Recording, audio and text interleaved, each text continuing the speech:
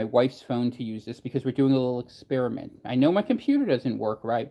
I know my phone doesn't work right. So we're going to see if we have any better luck doing this on the phone. So welcome back, everyone, for our fourth, and if this doesn't work, it really will be our final trial. I guess I can't share it that way, so which is kind of annoying because I would want to. Well, maybe she's in my group. You know, is she in my group? Oh, she's in my group. She looked at my. Oh, okay, there it is. No, I hate Android phones. I was sharing a link to the show. All right, let's. Hopefully, I did this right. So I maybe that's what's screwing up. I don't even know. How is everybody tonight? Let's just do it that way. I'm not even going to try to talk about anything serious. We're going to go ahead. We're just going to have a nice little conversation. We'll see who comes in. We'll see if this works. I am now on an Android phone. I am not on an iPhone. I'm using a phone that's never been used for this because for forever, yeah, right. Well, we've tried every little thing. We've tried different computers. We've tried. Someone doesn't like me to say what I'm saying to you, and what I'm saying to you is that the internet was constructed as a social engineering experiment by the same people who were doing military research into information warfare to corrupt people to a certain end, and that's fine.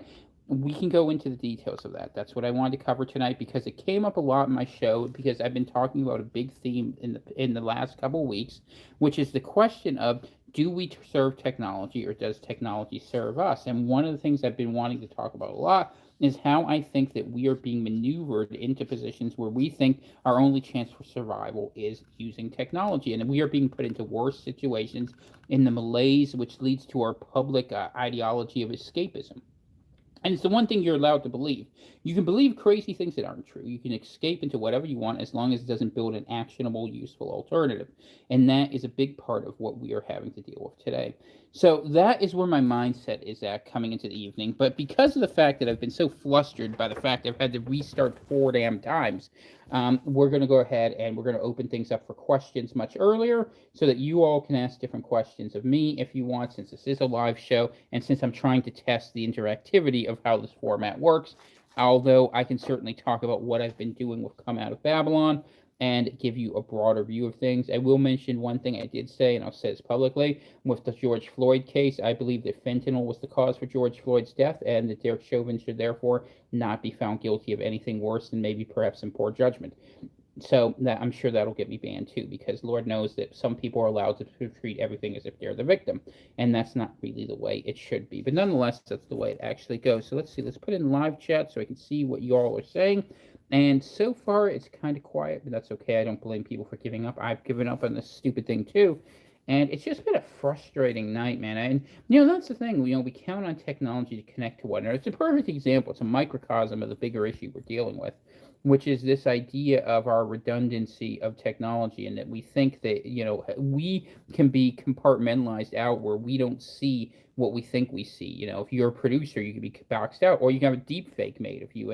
And this idea of hyper virtuality is something I'm going to be talking more and more about because I am beginning to question what we see as real and where we should draw the lines between what we do think is real and what we don't think is real. And I think with the integration of technology more and more into our lives, the deliberate blurring that's been made is sort of like a trick to get people to give up their hold on reality. And that's one of the things I've been writing out about a lot more frequently. What was Keenaz saying? He was saying that it was the my most philosophical book that I'm putting out there, which is exciting, I think, and he compared it with Marshall McLuhan, which I'm pretty flattered by, to be honest with you. A brilliant gentleman wrote a book called Understanding Media, for which he's most famous, and it talked about the psychological implications of what was being done. And it all kind of comes back to this idea that the medium is the message, and that if you habituate people to think in terms of constant response, which cell phones do, or visual orientation, which TVs and all streets forward, or all these different options that were out there, that you ultimately get led down certain paths to certain outcomes. And that increasingly, I think, as we look at escapism as the thing that is most permitted for all of us, we are seeing ourselves led down towards that outcome.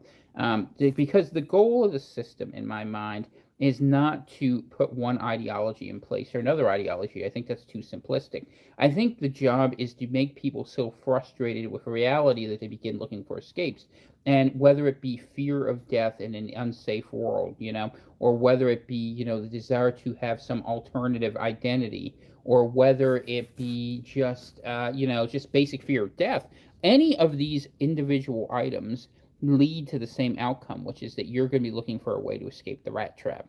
And just like the rats in a maze who went miserable, we are like the rats in that same maze in that experiment that they tried. And I think what we need to do is begin imagining ways out of it, but we can't because these things have been psychologically engineered against our basic interest.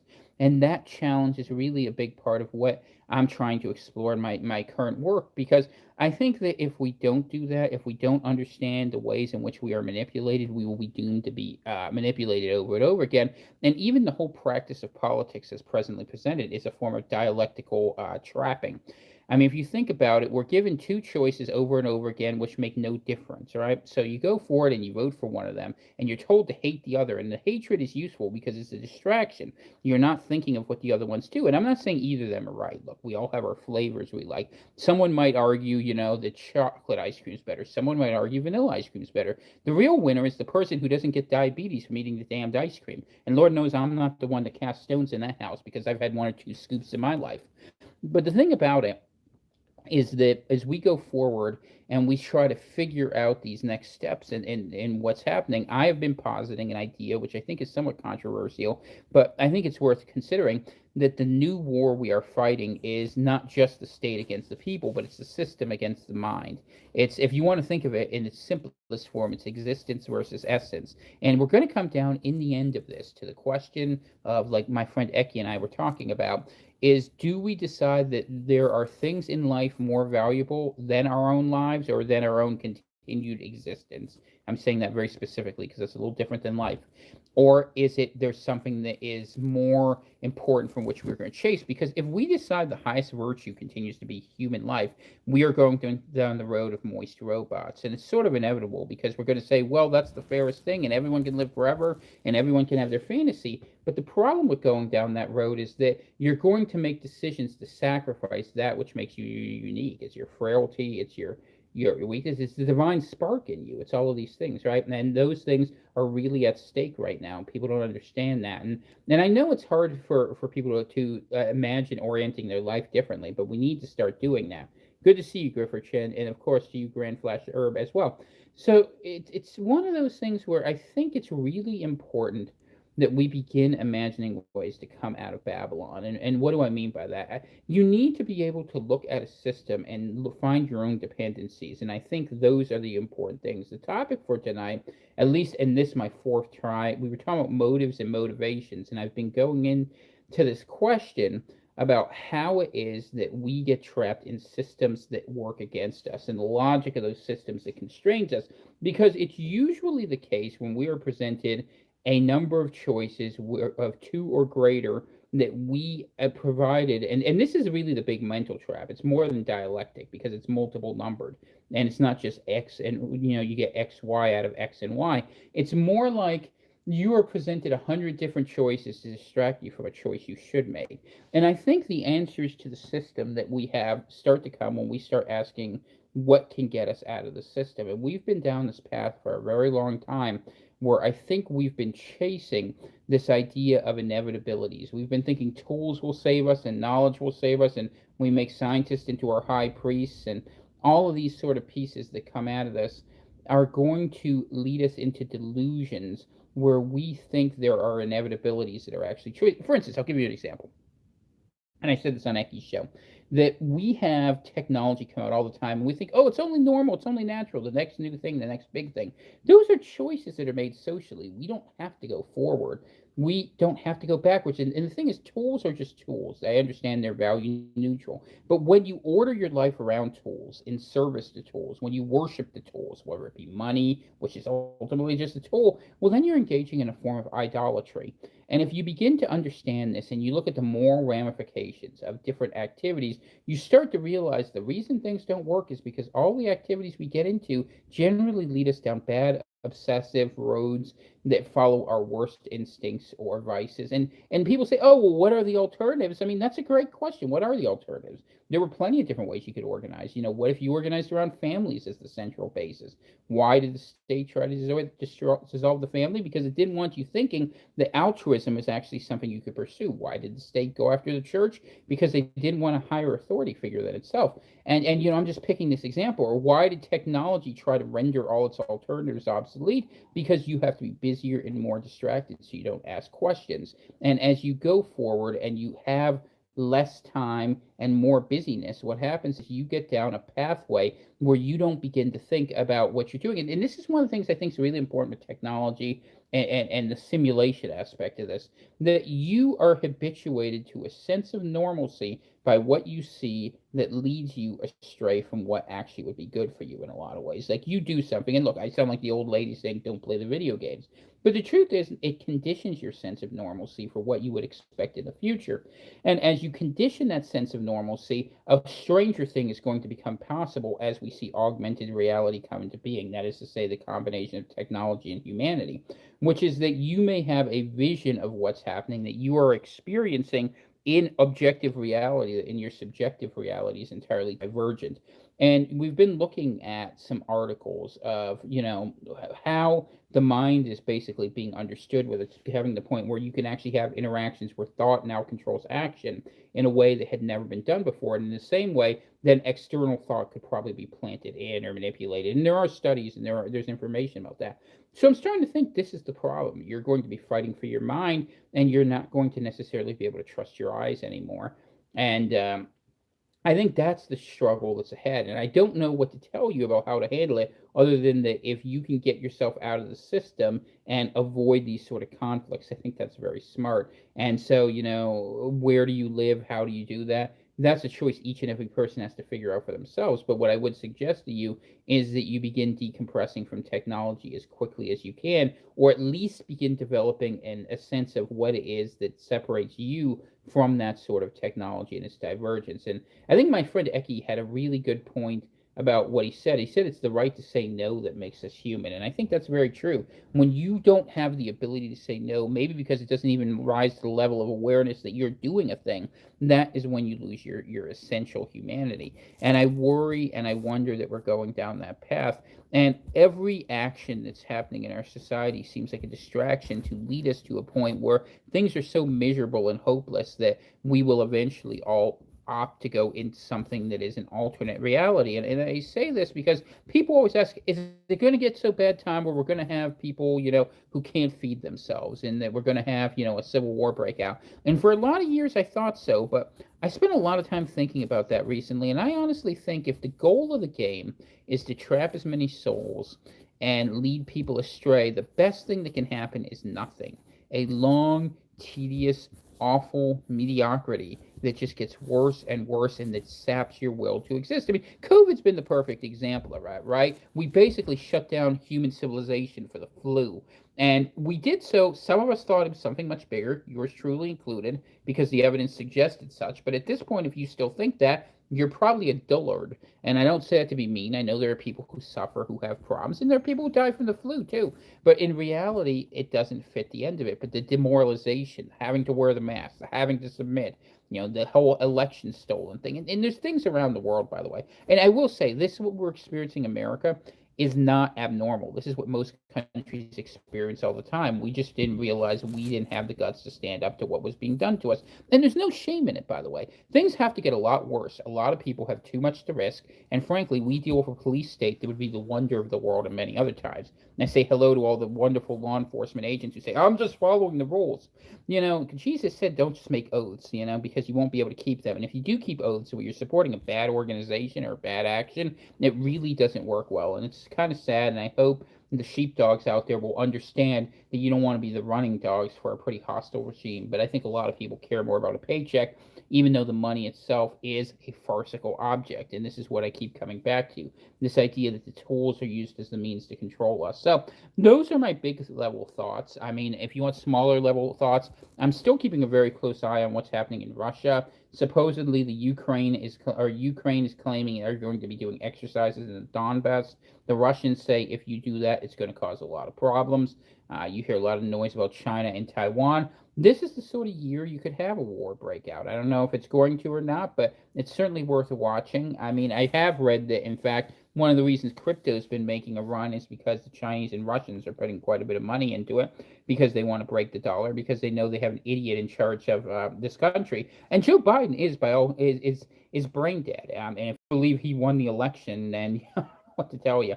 Not that Trump was deceptive in a form of, how should I put it, nostalgia about an America that never really existed except in people's minds. And it did have some value because of that reason, I will be fair. But that fundamentally, things have been on a very bad path for a very long time. And so, what I've been trying to do with my message, and I don't know what I have really to offer tonight other than a sort of brief soliloquy, is that now is the time to begin cultivating a sense of yourself, to care and cultivate your spiritual well-being. I definitely recommend reading the Bible. If you're not doing that, that's a good place to start. Always start with the Gospels. Never go wrong there. But you need to begin realizing that the levels and layers of illusion in front of you are all part of the same system. That we imagine, people talk about the mark of the beast system, the technocracy, all these things, and like we act like we haven't been living in it for a long time. We were born into it. We were born into bondage, debts, that were placed on us that we never even understood, and we're going to have to figure the way out of them if you want to survive. So, what I would suggest to people, and I guess since this is kind of a little quiet, comfy chat, is that people begin seeking their way out from that they begin looking for higher purposes, that you begin cultivating a sense of yourself and a knowledge of who you are that is not transactional in nature, and understand just because someone says you have to do something a certain way, it doesn't mean a damn thing. You need to know why you're doing things, and I don't recommend just breaking the rules unless you know why you're breaking them. If you know why you're doing it, especially if you're an adult, you make responsible decisions. They just bought President Biden a stair lift to get up to Air Force One. Well, there you go. That's lovely. Yeah, I don't know what's up with that. I mean, I will say one thing that is interesting though. I guess this is a little bit of an aside, but I made a post about this here on YouTube, and I mean it. If these people think they're going to get America into a war and that the red-blooded Americans out there are going to go fight for this regime, most of the people I know would rather see the Russians win, or maybe not the Chinese for different reasons. But honestly, I mean, we look at this regime. I mean, there's nothing good about America. I mean, we promote the worst degeneracy, the worst debauchery, this twisted Maoist ethic of like saying that, hey, I'm a victim, give me everything, and we literally have perverts going around playing with our children. No wonder we're so ashamed we don't act. We all look the other way, and maybe we shouldn't have. But hey, what happens? When the crazies get the prisoners, and that's democracy. Democracy is the least common denominator. We will get the government of the least of us, and they do that on purpose. The reason they push democracy is because it's the most corrupt government. It doesn't allow anything to work. Even the worst tyrant, okay, to be honest with you, can only commit so much, graft and corruption because he's ultimately got too many other things to take care of. But a whole country committed to taking and stealing whatever they want, what a wonderful idea of a way to destroy an empire. But that's what we do here in the United States, and I think you all know that. I mean, if you're listening to my show and you actually are sincere about it, you understand the problems of this, or scale and scope, and that really all these things come back not to these broad sort of spectrum categories, but to impulses in human nature and the cultures that emerge from that, and how we try to productively constrain or build upon our different aspects and attributes. So, when we look at the United States, we see an empire that has no core, and the thing is dead. It's a corpse. I mean, I don't know how else to say it. The United States is a corpse that just people haven't realized to knock over yet. Yeah, we have some assets and we have some things they'll fight, but realistically, there's no American in it. It's a state without a nation. It's an empire without a soul, and that's where we are. And that was done to us. Did it have to go that way? No. Was it planned to go that way? Probably. Especially when you look at the way the bankers came in. When we came to world reserve currency, I think that sapped any moral attributes we would have had. And we knew what we were doing. I mean, we've decided we're just going to go ahead and be this warrior culture. Well, if war is all you have, then war is all you'll get. And that's what it is. And, if we were Christians, we might have thought about it differently. Not saying that you never fight, but, the idea of some of the stuff we fought over is so utterly absurd and disgusting at this point.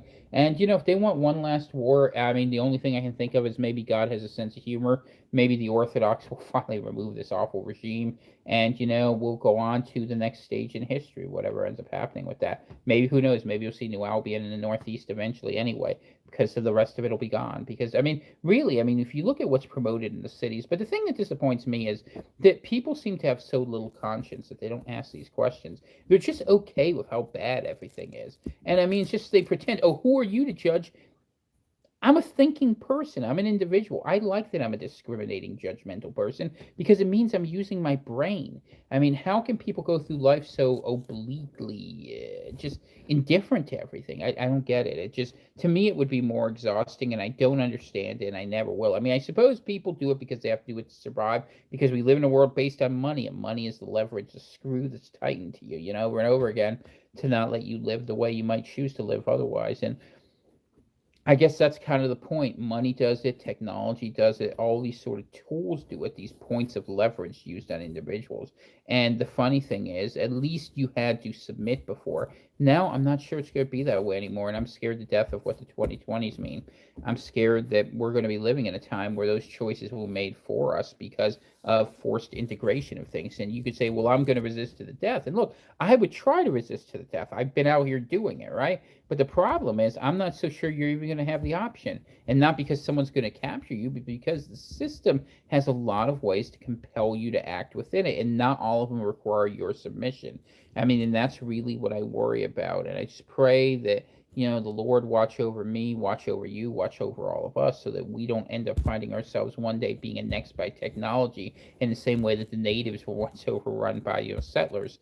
And that could happen. It's a very real risk. So, something to think about for sure, and a sense of irony in how it all works out. But I don't know what the near future is going to bring. I do think that things are going to be very weird and hot this summer. I think a war is on the horizon. I don't know. I've been watching all the pieces move on the table, and too many people think they have something to take advantage of, and too many people have problems on the domestic front, from the economy, from COVID, and from other things. I mean, unless they relaunch the pandemic with some new horrible strain that goes nuts.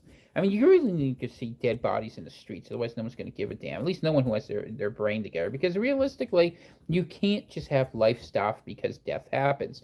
But that's what they want, and that's the end game of this. That if there's enough death, that they want the imminent fear of death to compel you towards action. And that's all the state ever does, by the way, on some level, on some deep, dark level. That's what the state is. It's the compulsory force that people give over to their own Leviathan to try to create a better future, and it never works. Thomas Hobbes always creates a Frankenstein that's never going to be successful.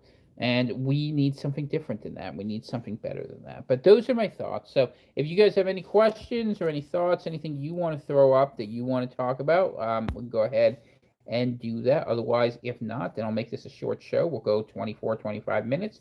Put a quick prayer out there for each and every one of you. And I will get some rest. And then I'll go on to my next book I'm going to read, which I'm really not sure what I'm going to read next. I have a stack of books that are interesting, but working through them as always a challenge. So other than that, I just wanted to say thank you for my peer readers who are taking a look at the book. You know who you are, and so far the feedback's been really good. We're working on the cover for that. It'll be available in April, and I will try to do the media circuit. And who knows, I'll go out there and I'll say the things that other people don't want to say, and that's what I do. It's my shtick. So, other than that, I just want to say a quick prayer. When is the book out? Great question, Grand Flash. Probably 2 weeks, give or take. We're still going through the editing, but it goes pretty quick. I got to get the cover done, but we're about 2 weeks out, I'd say. Maybe a little bit faster than that. And I am, for people who are interested, a lot of you didn't know this, a lot of my books are available on Audible. I will be putting up In God We Must. I will be personally recording it this time. It's a book that's near and dear to me, so y'all can get to hear that one. See if I can grab it here. Reach behind. In God We Must. There is no political solution to a spiritual problem, because you need to start with understanding human nature. Once you understand the problems implicit in human nature, then you'll get a lot more from Come Out of Babylon and whatever subtitle I give it, which will be heavily driven by the need to meet certain keywords. Even though I've learned something really different, really interesting. algorithmically.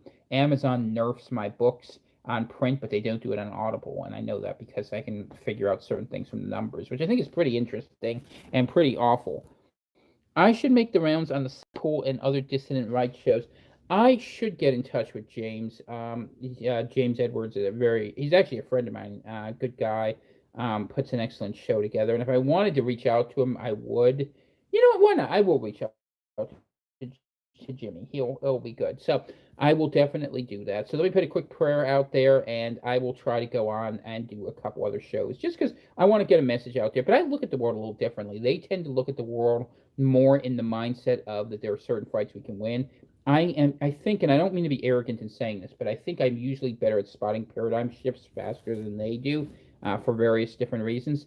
And maybe where I'm at will take them a moment to get to. So we'll see. And that's nothing against them. They're very good at what they do. It's just what they do is different than what I do. And there's no shame in that for either of us.